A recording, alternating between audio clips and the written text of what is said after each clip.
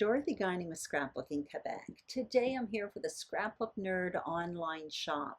I'm going to be creating the layout you see on the screen featuring the Simple Stories Vintage Ancestry collection.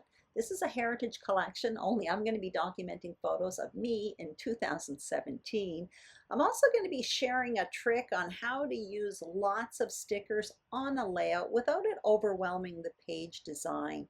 Here's what I'm going to be using from the Simple Stories Vintage Ancestry collection. I have the collection pack there, or papers from the collection pack, as well as stickers. I also have the solid papers. I have titles, those are like foam stickers, as well as those self-adhesive brads.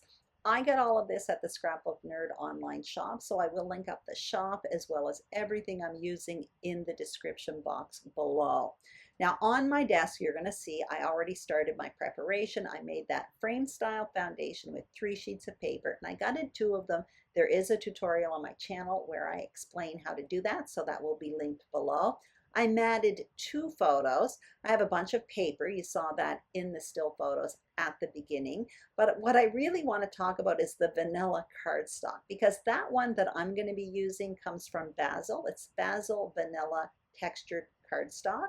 The other one I'm showing you there, it's a bit yellowish. That one is from American Crafts. Now, personally, I use a lot of Simple Stories as well as crepe paper products, and there are a lot of cream-based papers in that, and I just find the Basil Vanilla Cardstock works really, really well with it, and it is at the Scrapbook Nerd, so I'll link it up below. I also showed you my embellishments again, but those were in the still photos at the beginning.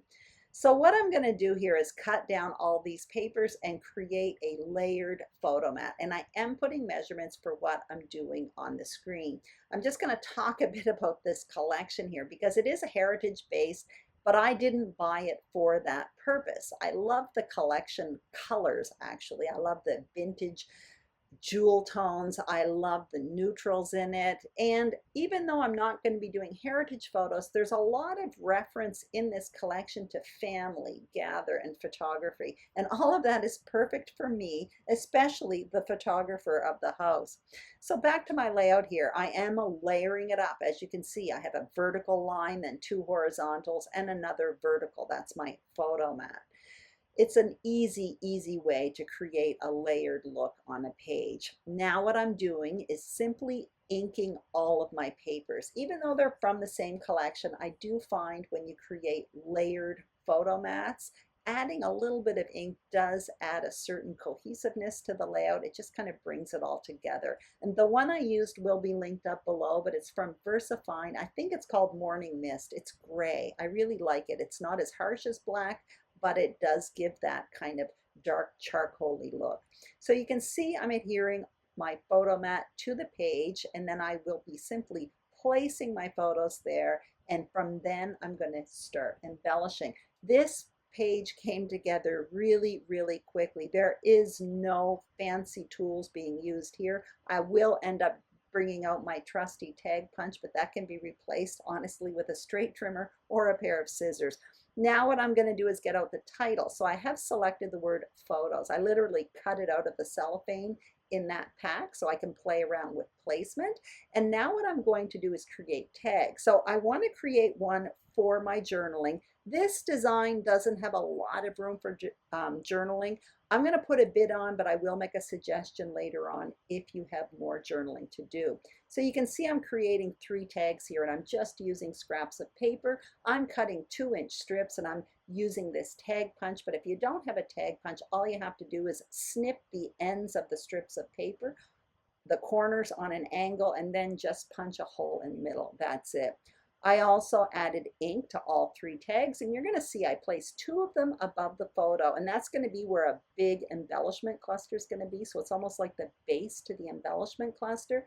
And then I'm putting one over on the right, and that's where my small bit of journaling is going to go. That's why I made sure that one was really light, because I was going to be writing on top of it.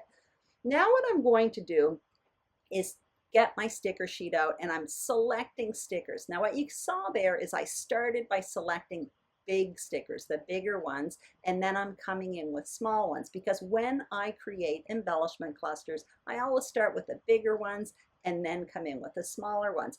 I don't have the ephemera for this pack, so I put all my stickers that I think I'm going to use on wax paper so I can play around with placement before actually adhering. My plan here is to create a layered sticker embellishment cluster just above that photo around the tag. So that's what you see me doing there now. And even though they are individual stickers, I'm layering them and overlapping them. So I'm not looking at these stickers like an individual sticker. I'm overlapping them. So it's not going to look like individual stickers. It's going to look like just one big sticker. You'll see that when I start adhering it. I placed the photos down. I made sure that the adhesive underneath the photos was fairly far down so that I could actually tuck pieces underneath. That's what you see me doing with the tags right now. And when I start sticking my stickers down in the tags, really what I want to create here is a lot of different levels. So I'm starting with those two bigger pieces. One of them is like a file folder, and in the front it says the story. So that's perfect for me. And then in front of it, it's like an envelope with a flower on it, but you really don't even see that once they are all piled up one in front of the other. Another thing I'm doing is I'm using the layers in that photo mat. So some of it's going behind the double photo mat, some of it's going behind just the photo, and another one's almost overlapping the photo. So again, I'm working with these layers. I'm adding this clock piece in there just because I wanted to add a little bit of contrast. That round in there adds contrast. So you see I have that giant cluster at the top, but no longer does it look like individual stickers. It just looks like one big clustered piece. Now you can see I'm working on the title. So I do have the title kind of overlapping the photo a bit and a little bit overlapping the tag. I want to add something to that. I do like adding extra words to my titles, but I'm not sure about that red there. I also have that piece of chipboard there, and I'm not committing to that quite yet. I'm going to those self-adhesive brads, which I absolutely love. Simple Stories has been putting them out lately. Obviously, you don't have to poke holes in them, so that's good, but their foam adhesive behind them is much thinner now, so they don't stick up as much, and for me, I really like that. I went into that sticker sheet and they have these photo corners. Now this is about me taking photos, so I thought that was perfect. I'm putting them at all the four corners of the layout, and I really like that, but I still don't know what to do underneath the word photos. Finally, I decide the red I didn't like, so I get another one and it says always and forever. Well, I do document my stories always and forever. I'm thinking I want the heart there, but I don't commit, but you're going to see at the very end, it's there. What I ended up doing was moving that little word banner over a little bit towards the right, and I put the heart underneath. And the only other thing I did was my journaling on the tag. Now, if you have more journaling than what I have here, you could always add a second tag.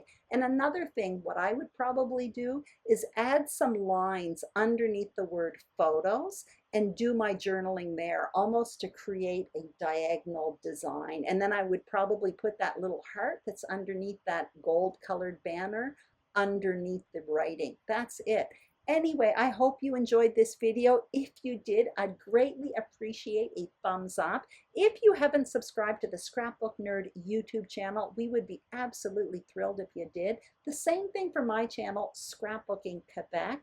Don't forget to check out the Scrapbook Nerd Online Shop. They have these products as well as many, many more. Thank you so much for watching and have a fantastic day. Bye-bye.